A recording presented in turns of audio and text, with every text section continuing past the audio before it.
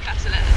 Roughly, yeah. Where is it? Yeah, like, give me a map. Like a year ago, I was like sitting here and I had no idea that like that would be the start of like what changed everything for me. I told myself I was going to do something and I actually fucking did it. I don't even know why I'm sad. Like, I think it's because I did it, but now I feel like there's not many people that like actually really know me.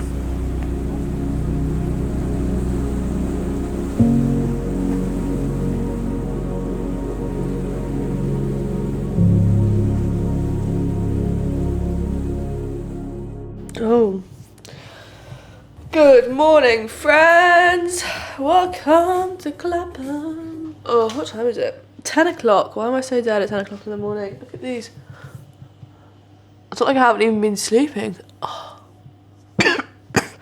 My body's just fucked all the time. Today we are packing up because tomorrow. They say when your fear of staying the same becomes greater than your fear of change, you will change. And it is officially day 367 since that balance tipped, since I moved out of my flat in London and chased my childhood dream of creating on the road. Hi, well, I'm new to YouTube and... But over the past few months, I had come to forget Let's go to Cape Town. the life that I was really chasing. And so this is the story of me going back to the place that it all began. And it might take a few videos for me to get there, but eventually I will remember the person I wanted to be. Right then, 10 hours later, panic over. We've got a bike, we've got a backpack. And so we were back, a last minute month on my own, a near replica of what I did this time last year. Hot plate here, but I mean... Where does it go? Okay, if I'm allowed to come up a room. Of course you're allowed to come out of the room. I just want to make sure that you feel comfortable. Okay, the problem is I'll get too comfortable. We're going on a test drive. We're so back, baby. Except this time, I wouldn't be taking a month of unpaid leave from my consulting job to start my YouTube channel. I would be what I'd spent years of my life dreaming of, a digital nomad. Coming at you from the Spa car park. 100 grams of carbs in the entire thing. How am I feeling? Yeah, a bit like overwhelmed. It's always a lot when you like first come to a place and you're like trying to settle in and everything's new. Well, even though like everything's not new, but getting back into the groove, you know. And the groove of Cape Town is catching the morning light from 2 wheels or 2 feet before you can let your body stop you. An entire scene you never knew existed if you got up past 8 a.m.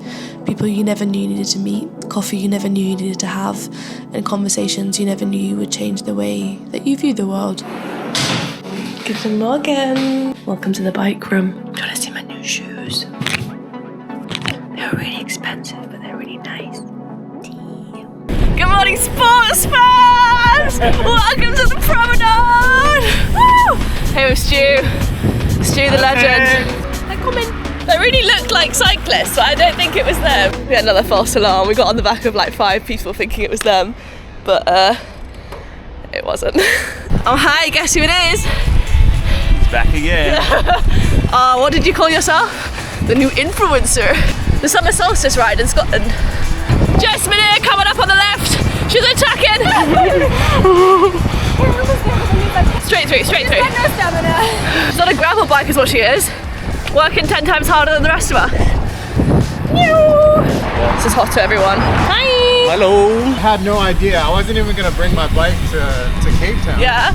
And then I watched your videos. I was like, fuck that, I really have to bring my bike. Guys, if I've only ever done one thing in my life, it's get someone out to the Ciovita ride via YouTube. I'll buy you coffee for you. It's coffee time.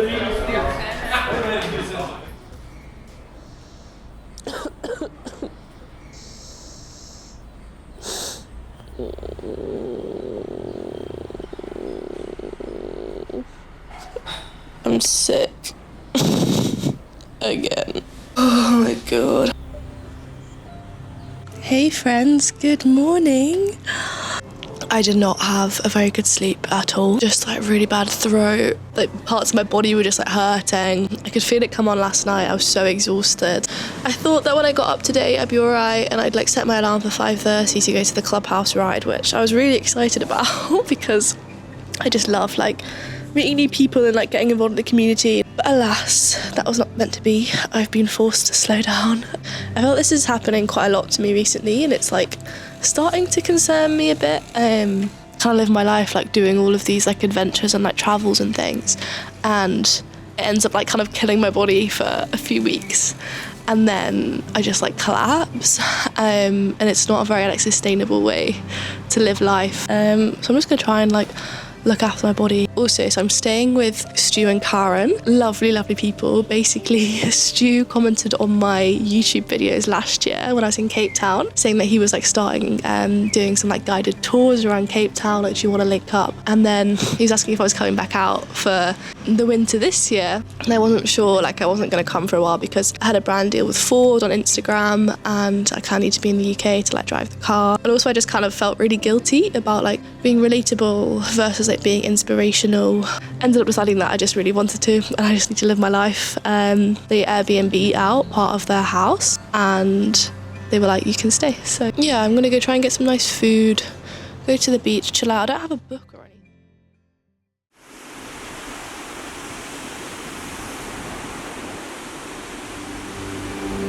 So as I wandered down to Clifton on Operation Chill the F Out so I can get back on my bike, I felt such an air of peace to be on my own and in the sunshine.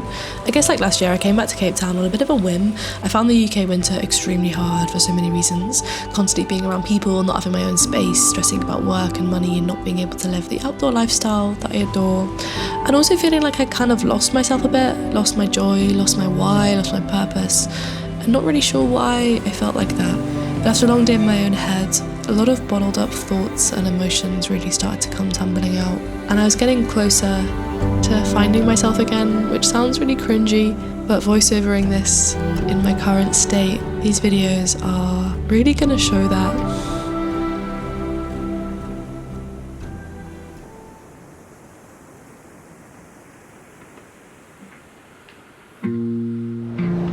Lol, not at me just pretending I'm sending a voice note to someone on the beach. Oh, I don't have a journal with me, so I figured I'd just talk to myself, because that feels like a good thing to do. I think I am very tired is part of the problem. I think the thing I'm realising, I feel like I've said yes to like so much work, so whether it's like YouTube, whether it's like editing, whether it's like ads, because I'm still in this mindset of like I need to like take every opportunity, like I don't have enough money, like I'm taking on so much that I then feel like I can't like live. It's kind of the same as corporate, I guess, where you kind of like take a job in a big city to be able to afford to like live in a big city, but it's kind of like I'm working so much to then be able to afford to travel so much, to be able to work so much whilst I'm traveling. And it's like, that's obviously amazing, but then it's like I'm never really like enjoying the traveling so much, I guess. And I think the thing that I feel like I'm just craving right now is like connection. Yeah, I guess I feel like there's not many people that like actually really know me. Well, good morning, sports fans. Welcome to today's ride. It's a hey! Hey friends! We're just doing a little chill something kilometers. And yeah, not kill ourselves ahead of Tour de PPA on Sunday. That is the plan. I guess the truth is that living this lifestyle, I'm very used to meeting new people. I'm very used to staying with strangers. Friend, let's go. And I'm very used to fleeting relationships, which I adore about this life. Top of Bossy. Yeah. You can introduce yourself. I'm Will. I'm a hobby cyclist. Yeah. And I'm very fast. But it also means I often lack connection with people that live the way that I do. This is actually one of my favourite roads. The sea at the end. So fast, bro. And I think that's my overwhelming feeling when I got to Cape Town, and something that had just been bubbling up for months without me realising it. was loneliness. And that was until Southeaster. We're back in paradise.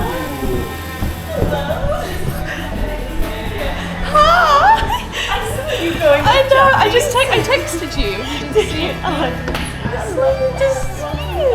Oh my god. And it turns out that over the rest of my time in Cape Town, When did you get this place would come to represent a lot more than a bakery for me. Hey friends, we're with Karen. We're just at the top of Ciovita. My heart rate is so high. I am slightly concerned about my health, but hoping that if chill the rest of today, chill tomorrow, Sunday I'll be in race condition, and then next week I can just take it easy. Stu, what are we doing? We are collecting entries For what? for Tour de PPA, where we're going to get an awesome seating for Cape Town Cycle Tour. Hell yeah.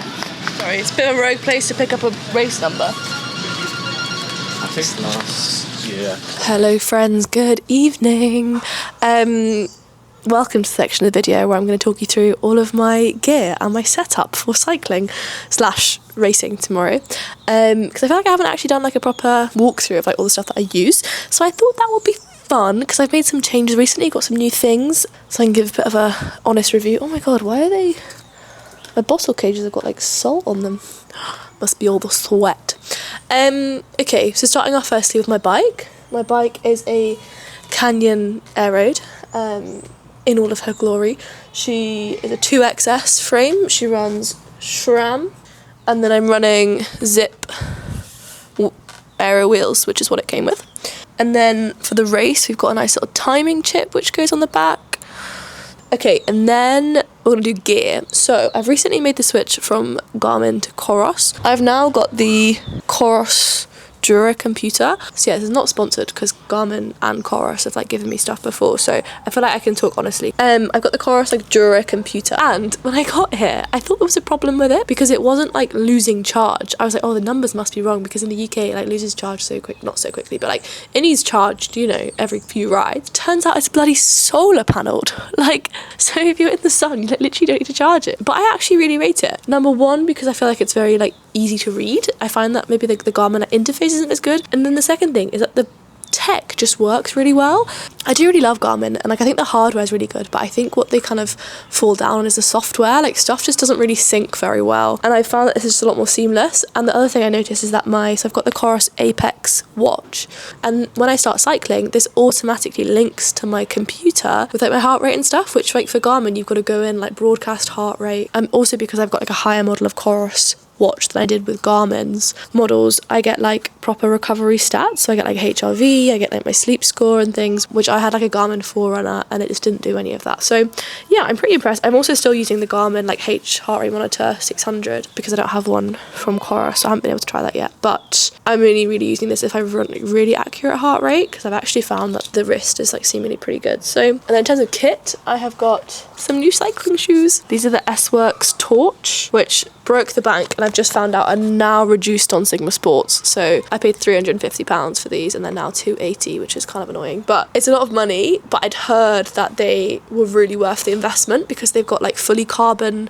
plates on the bottom, so you get way more like power transfer into your actual pedals than you do when they don't have like full carbon. And mine were like wrecked and 3 years old, so I needed some new ones. And then kit wise, I'm just wearing Panama. I've got Mechanism, a little lime green jersey, and then like the standard Mechanism like black bibs.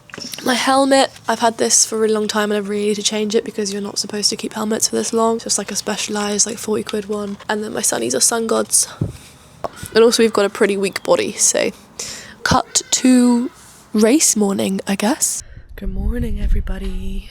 It's race day. I've got some oats and Cheerios for the car. It's just gone 5 a.m. And I've also got a cough, which I can feel is on the top of my chest and is gonna go down. Welcome to Seabadge. Red wine. Oh, I'm too ill for this. We'll be fine. We'll be fine. I'm too old for this. Ill. 25. Too ill Oh, for this. Why? Nah. What did they say? You said 1 bicycle per rider. No more than 1 bicycle per rider, sir. It's cheating otherwise. Yeah. You go too fast. Too fast. Oh my god. Good morning, sports fans. Welcome to the Tour de PPA. So I haven't really explained why I was doing this race. Basically, I'm out in Cape Town when the Cape Town Cycle Tour is, which is the biggest timed cycle race in the world. And because I am an international and don't have any race results in South Africa, I was automatically seeded right at the back of the pack for the cycle tour. So in order to get some sort of time, I had to do a race. And Tour de PPA was the final seeding race for the cycle tour. So I set off in C batch, which the lady at the desk had just put me in. Hi to YouTube. Hello, YouTube. Welcome back to the channel. And I think I was supposed to actually be at the back. It was with some very fast boys. There were 12 guys from Team Pure Savage, which if you ride around Cape Town, you will know are infamous for being weapons on the bike. And I was also extremely ill. I was pretty fine on the punchy little climbs. POV being dropped. Quite proud of myself. Got dropped as soon as the proper climbing started. Classic. But made it like 55k. So I think now, if I just do the climbing on my own, the D group should come past and swoop me up. But also, how bloody beautiful! Because I feel like I maintain a lot of intense power from my background in powerlifting. But anything beyond a minute, I just couldn't hold on. Got 23k to go. And it was going so well. And now we've just hit climbing and headwind. So I think my sub 3 dreams might have been shattered. But overall, it was a pretty fun day out. Oh, wow, whew. Mamma mia. Literally got 3 hours 50 seconds or something. I'll take that for the current level of Felf and Hitness. And it's not even 10 a.m. Uncle Manny had lots of fun last night. Dear vlog. Today regrets it. Today he got dropped after how many kilometers? 1.5. My draft, everyone. Sure. She fast, so fast. Oh, thank you very much. You were fast, real fast. Thank you. Yeah, I was impressed. You giving all this chat about you being slow, and then I look at your Strava and I'm like, fuck off. So, I haven't done much lately. And if I do stuff, it's been very slow with these people. Yeah, but slow is fast. Slow is what makes you fast. Slow is how you get fast. Honestly, it is. It was in this moment that I almost felt trapped by myself. I often live my life out of a car or from my bike and just adore being in nature. And even though I love Cape Town, it is still a city, especially towards town and Sea Point and Green Point. And when I posted on Instagram that I was back in Cape Town, my friend Matthew messaged me. Do you want me to put my camera down? So I met in Annecy last year, and you might remember from the Cycling Across France YouTube video, and he asked if I wanted to go for a swim that evening. Matthew's also a freelancer, a very talented photographer, creator, runner. And as we caught up and chatted, and it was so nice to see him, I said something that felt like a realization at the time. I said, I adore this place because I feel like people get it. People live outside, people make plans last minute, people see time and working on their passions as their greatest gift. And yeah, it may not be everyone, but at least there are a lot of people like that. And those are the people that I feel most connected to. So as we jumped in the cold water at Camps Bay and watched the sunset, I realised that I have free will. That yeah, I still have a lot of work and a lot of editing to do, but I can go to the parts of Cape Town that make me feel grounded, that make me feel connected to who I am and what I felt like I needed for this trip. I can go to the parts of Cape Town where the people make me feel like I'm at home.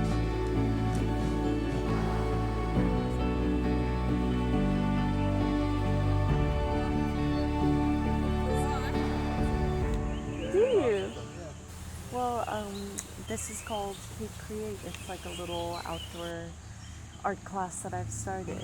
If you ever want to As I bumped into Chloe in Southeaster Bakery, a beautiful soul I'd met cycling last year and absolutely adore everything she does and puts out into the world, we talked about how she started a nature-based art class, a place for people to come together to connect with each other over creating, over the natural world. We picked leaves and flowers to etch into paper and talked about the things we love about nature. As I sat on the grass, sketching something small and imperfect, something that would probably end up folded and forgotten between the pages of my journal, I felt this strange freedom in creating without turning it into profit. I let my toes feel the air, I let my eyes feel the mountains, and I let my body feel my mind. In true Heart-based style, the guy that sat next to me had earlier appeared from the bushes, with bare feet, a half-buttoned shirt, and an air of joy to be alive. He asked me to pass him the green pencil. He was the first person that was drawing in colour, and the first person I'd come to meet in a while, not through an Instagram DM. As he gave me a lift home in his very quirky car, this would be the start of me realising that my connections would be fleeting. They may be once on a group ride, or meeting up after a year. They may be every day and every day and every day and then never again. But when you find people that get it, it doesn't matter. And what Daniel and others would come to remind me over my next few weeks in Cape Town is what it feels like to live like my inner child again.